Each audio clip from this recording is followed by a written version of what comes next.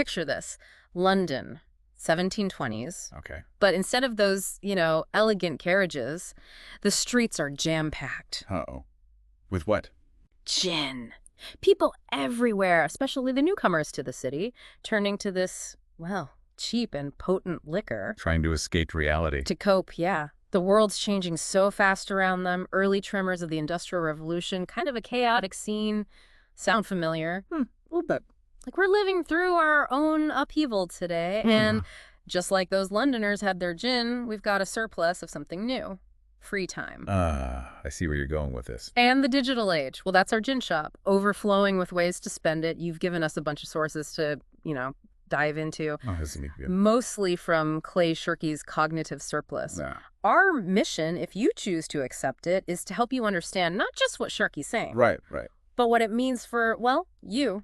Someone living right in the thick of it. That's me. It's fascinating how he connects those historical shifts to what we're going through now. Yeah, he really dives deep into how we're using this surplus. Yeah. Especially when it comes to media. And it's not just, how much free time we have. It's how we're using it differently. Exactly. Big shift happening. Moving away from that old couch potato model. TV. Oh, yeah. I remember those days. For decades, television, that was it for leisure. He was just there. Always on. Convenient, gave us that shared experience, even if it was passive. Passive, yeah. We were hiring TV to do a job for us, almost like hiring it? Like people hire McDonald's milkshake, Okay. At 8 a.m. to do a job that no other breakfast food can. Interesting analogy.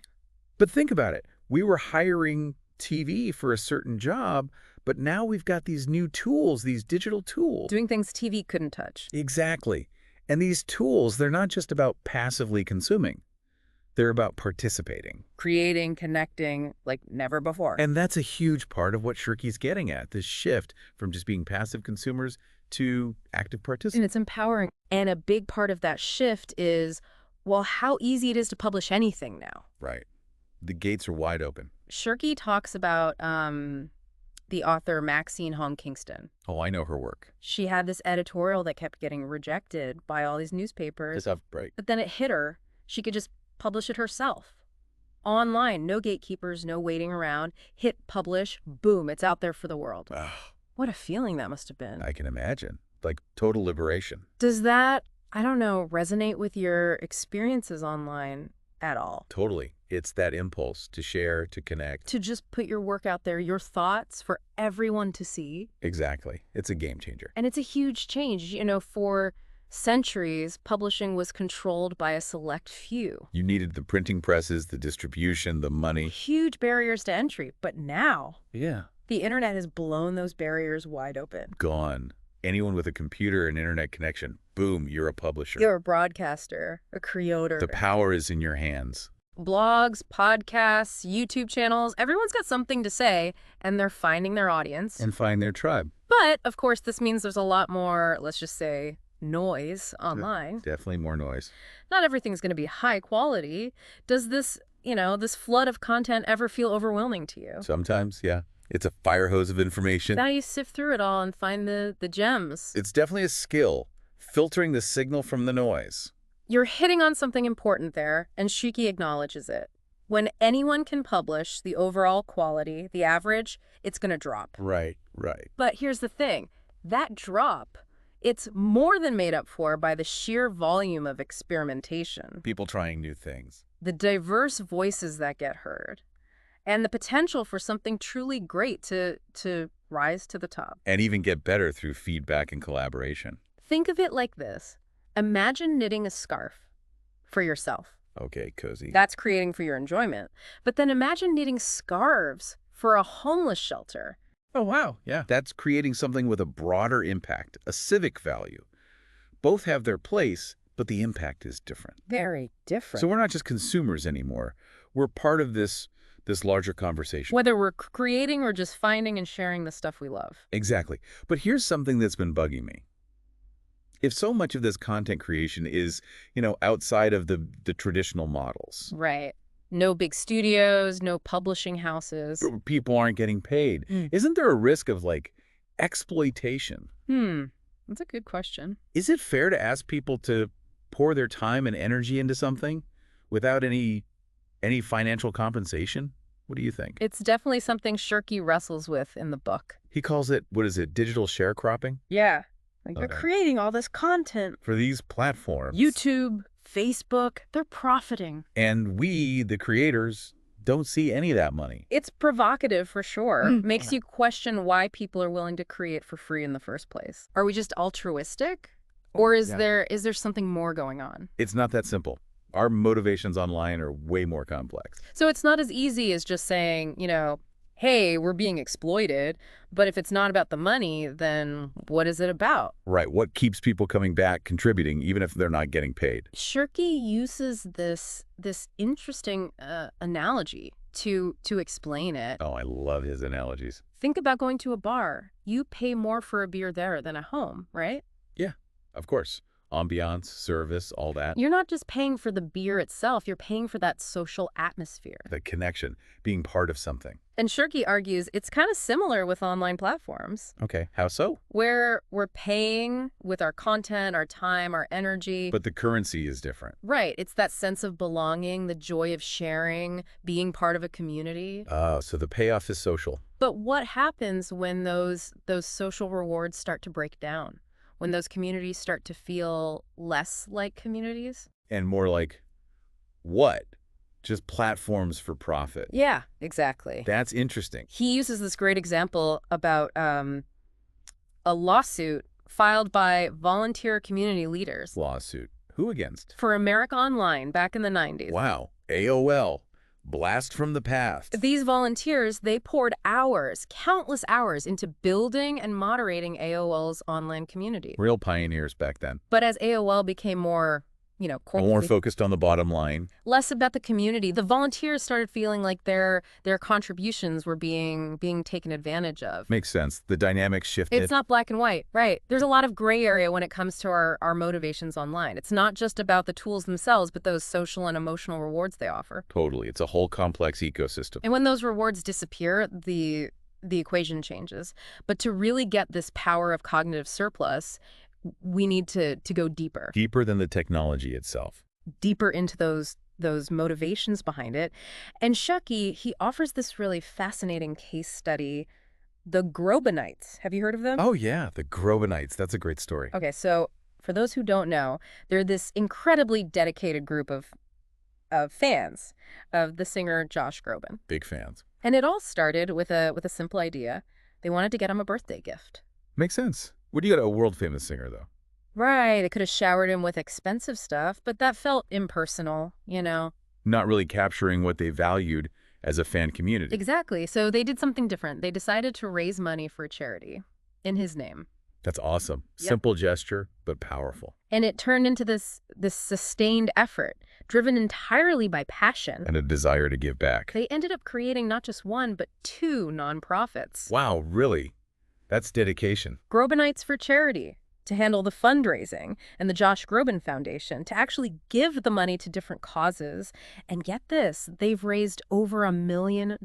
No way. That's incredible. All from volunteers. All volunteers. Yeah. Driven by their love for a singer and their desire to make a difference. It really shows the power of collective action when it's, fueled by passion. It's inspiring, that's for sure. This story really gets at this idea of, intrinsic versus extrinsic motivation. Remember that Soma Cube experiment we talked about? Yeah, where people were paid to solve the puzzle. The Grobenites weren't getting paid for this. They weren't doing it for any kind of external reward. It was the joy of it, doing good together. That kept them going. But some people might say, well, it was the internet that made this possible. Without those tools, they couldn't have connected, organized, raised all that money. What do you think about that? True, the internet provided the tools, but Shirky would argue it's not just about the tools themselves. It's about the opportunities they unlock. Okay. So it's less about technology being this driving force and more about it removing barriers that might have prevented this kind of collective action in the past. Exactly. Like imagine trying to organize something like this 20 years ago. Snail mail, phone calls, so much harder. He tells this funny story about a phone booth at Burning Man. Burning Man? What happened? This group set up a satellite phone booth, offering free calls. Nice. Generous of them. But no one could make any calls because, get this, they couldn't remember any phone numbers. Oh, that's hilarious, I bet. For decades, we memorized phone numbers. Because we had to. It was an inconvenience we just accepted. But as soon as technology offered a better way, poof, that behavior, gone. Speed dial, contact lists on our phones. Like it never happened. It makes you think, right? Totally. What behaviors in my life are just these frozen accidents, shaped by inconvenience, not by true desire? Waiting to be unfrozen. And the internet, with all its ability to connect us and remove those inconveniences, it's got this power to unfreeze those behaviors, right? Allow new ones to emerge. Like shaking things up. Yeah. Seeing what settles differently. So it's not just about having the free time, it's about having the means to use it. In ways that are personally fulfilling and socially impactful. And the Grobenites are this perfect example of how that can play out in ways we might not expect. But it brings up another question. What's that? What about the potential downsides? What happens when this cognitive surplus gets directed towards, well, less noble ends? Yeah. That's a whole other side of the coin, isn't it? That's a really good question, and it's one Shirky thinks about, too. I bet some people are out there thinking, okay, sure, people are making funny cat videos and writing stories about their favorite characters. Fan fiction. Yeah. But is that really changing the world? Well, he says we're still pretty early in figuring all of this out. Figuring what out? How to use this cognitive surplus? Well, we're kind of like a society that just found a whole new energy source. Like stumbling on a new oil field or something. Yeah. We're just messing around with it, trying to see how to harness its power. So lots of experiments, some duds along the way. Exactly. Think about, like, the early days of electricity. Oh, like Frankenstein? Uh-huh. Not quite. But, people were trying all sorts of crazy inventions with it. Some worked, some didn't. Right. Took time to get it right, build the whole infrastructure to really use it properly. So we're in that phase with this cognitive surplus thing. The fun part. Trying things out, failing sometimes, learning as we go. And I guess we're already seeing some of that potential, right? Like the story of Ushahidi, that was amazing. Totally. Really powerful example of how this tech puts power in regular people's hands. For folks who missed that part, refresh my memory. So this platform, Ushahidi, pops up in response to the violence in Kenya after that messed up election. People were using it to report incidents. Yeah, in real time. And it got mapped right away. Gave crucial info to the aid workers, human rights folks, everyone who needed it. Regular people, no special training, just using their phones, the internet made a huge difference. It's like, whoa, hold on, the power's shifting here. A small group, putting their skills and their spare time to use, built something incredible. And the impact was undeniable. You can't argue with that. Exactly. And this is happening all the time now. Yeah. Wikipedia, open source software, all those citizen science projects. Driven by volunteers, people who care, want to contribute. Makes you wonder, though, what makes people do it? What do they get out of it? Besides that warm, fuzzy feeling, you mean? Exactly. That's where Shirky's idea about communal value comes in. Versus civic value, right. I remember that from the book. Right. Communal value is like the benefit you get personally from doing something together. So like enjoying making things, the feeling of being part of a team. The satisfaction of knowing you're a part of something bigger. But civic value, that's different, right? What's that look like in real life? That's about the value created for everyone. Think Wikipedia again. All that knowledge. Open source software too. Yeah. The science discoveries from citizen scientists. It's like a ripple effect. Exactly. The impact goes way beyond the people actually doing the work. So it's not just making stuff for fun. It's using our smarts, our creativity, together to tackle real problems. Shirky seems to think that's where the true potential of this whole thing lies. It's huge. But how do we get there? From fun projects to actually solving problems. From communal value to civic value. Yeah. How do we make sure these efforts really flourish and have that bigger impact?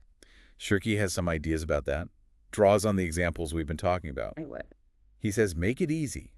Easy to use platforms open to anyone, and make sure people feel good about participating. So lower the bar for entry, make it simple to contribute, and tell people they're doing a good job. Recognition goes a long way. But what about, I don't know, burnout? Oh yeah, that's real. What happens when people's excitement fades away? Real life comes knocking. How do we make sure these projects stick around? That they're sustainable in the long run. This is where community comes in, big time. Like the Grobenites. Strong community. Yeah. People need to feel connected to the project, to each other, like they all share a purpose. Like they own it, right. Exactly. Invested in its success. Building that trust and cooperation online, though, that's That's tough. It's a challenge, for sure. There's always going to be people who want to, I don't know, take advantage or just cause trouble. Stir the pot. How do we deal with that? Well, you got to be smart about it. How do you mean? Design the systems carefully, moderate things thoughtfully, and be ready to handle conflicts. Like not just ban everyone who disagrees. No, that never works.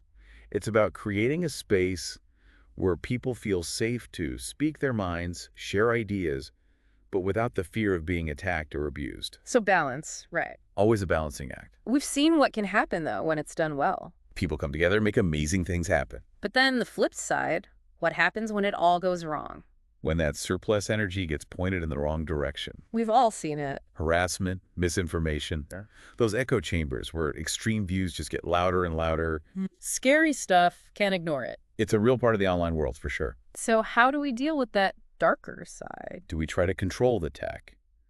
Restrict access? Ban certain types of content? Or is it more about, I don't know, understanding the why? The social and psychological stuff driving it all? Shirky's take is, it's not about controlling the tech itself. Because it's a reflection of us, right? Humans, good and bad. Exactly. It's about creating a culture where that bad stuff is less likely to happen. Where thinking critically matters, where we care about each other, where people feel responsible for what they do online. It's a tall order. Sounds like it.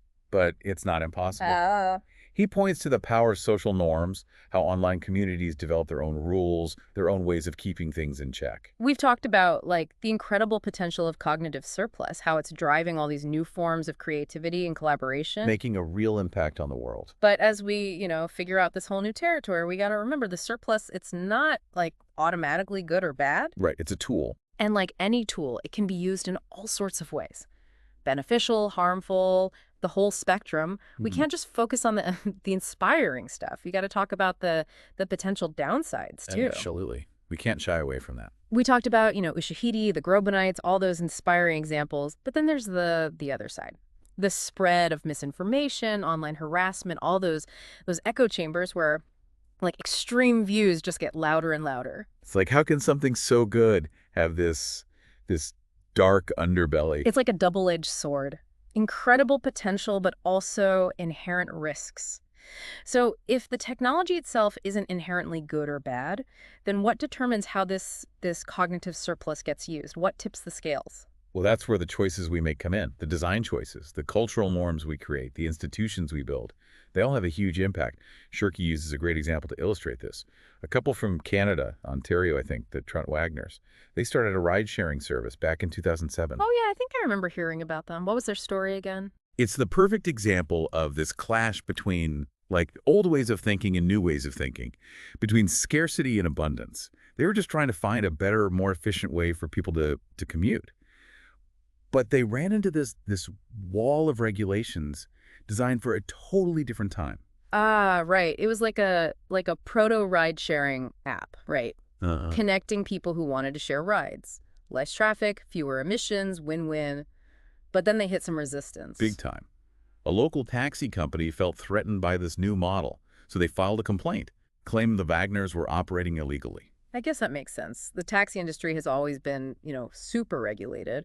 But what was their actual argument against this ride-sharing thing? The argument is the crazy part. They basically said, well, carpooling has always been inconvenient, so it should stay inconvenient. No way. Seriously. They were trying to protect their own interests by keeping things artificially scarce, even if it meant hurting the community as a whole. That's messed up. Talk about missing the bigger pictures. Like they were stuck in this old way of thinking, couldn't see the potential benefits. Shirky calls this theory-induced blindness. Yeah. Right? You're so used to doing things a certain way, you can't even see a better alternative, even when it's right in front of you. It's like those blind spot tests they give you at the eye doctor.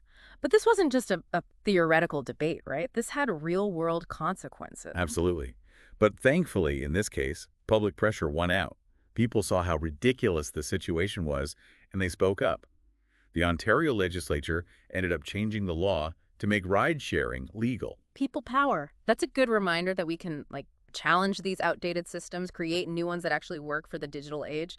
But sometimes it takes, a collective push to overcome the old way of doing things. Inertia is a powerful force. But this whole thing makes me think about the role of regulation. How do we create a system that encourages innovation but also protects people. It's a tough balance. It is a balancing act, and that's where social norms and cultural values come in. We need to cultivate a mindset that embraces new ideas, collaboration, and the responsible use of technology. Shirky talks about generative systems, ones designed to encourage participation and creativity for both individuals and society. Can you give an example of what a generative system actually looks like? He contrasts them with permissioned systems, which rely on gatekeepers and hierarchy, controlling access and limiting participation. He thinks these generative systems are going to do much better in the digital age. Why?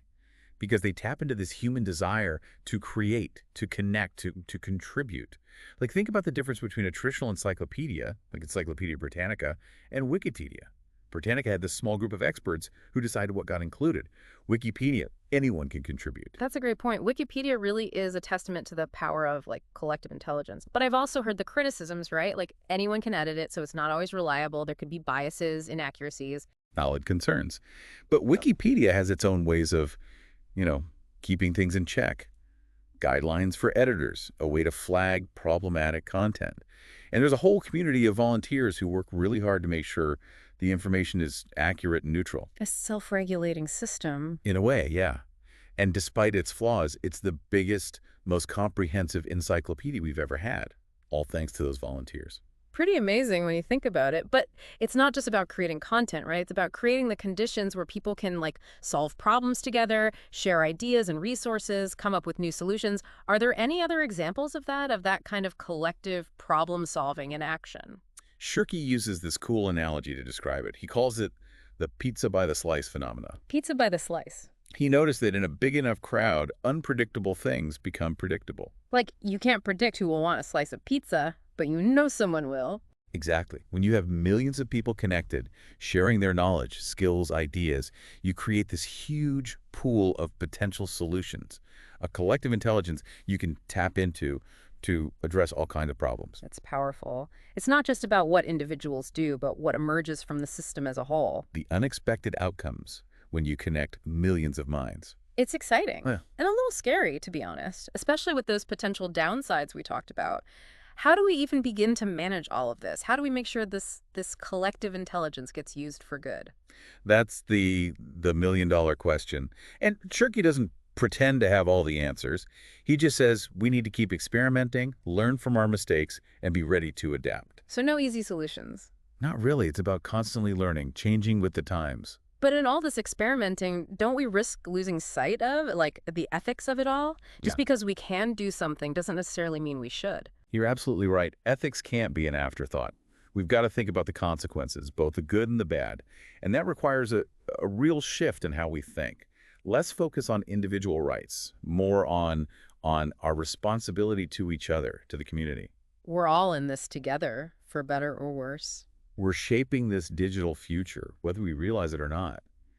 Every choice we make, the platforms we use, the content we create and share, it all matters. It's both empowering and a little overwhelming. But hey, if we can harness this collective intelligence, who knows what we can achieve? Right. We have the potential to solve some of the biggest problems facing the world. But it's going to take a conscious effort, a willingness to embrace complexity, and a commitment to building a digital future that's equitable, sustainable, and humane. Well, on that note, I think we've reached the end of our deep dive into cognitive surplus. Hopefully this has sparked some ideas and maybe even inspired you to think differently about how you're using your own cognitive surplus. It's been a pleasure exploring all of this with you. Thanks for listening.